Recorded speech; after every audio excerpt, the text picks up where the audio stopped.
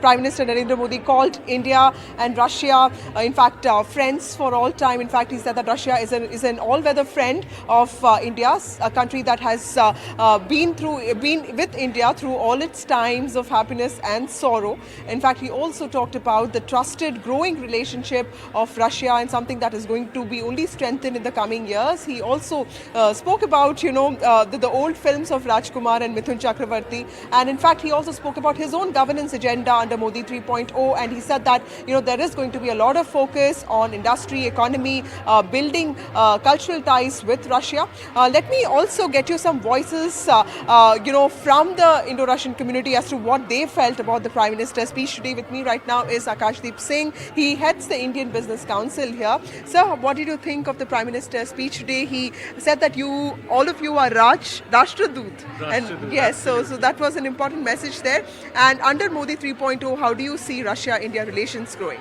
Prime Minister Modi is an extremely charming person, and when he speaks, everybody is absolutely dumbfolded. I think what he spoke about is very crystal clear and crisp. He's given a message to the world that India can choose the friends they want. India also knows where it is moving, and he is going to do all that is there in his hands to make India a powerful, more powerful country. He's spoken about the industry. He's spoken about transport networks. He's spoken about the IT technology. So I think he's covered most of the areas that are very important to our relationship, and he's been very clear that Russia is a friend for life. Yeah.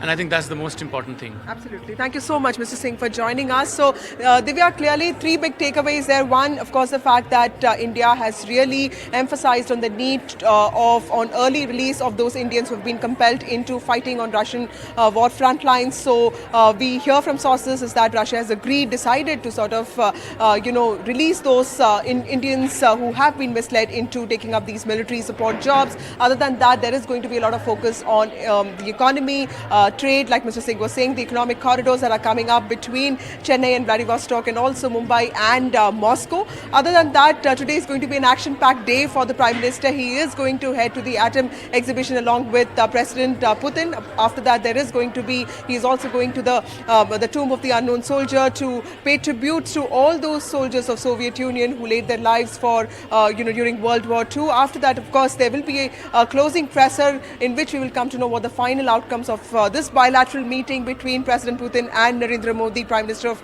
India, was. And of course, then he proceeds to Austria. And remember, that's also an important visit because he's the first Prime Minister in 41 years to visit Austria. So clearly, we are waiting for some big announcements, at least in the sector of economy, some MOUs that could be signed. Back to you. Right.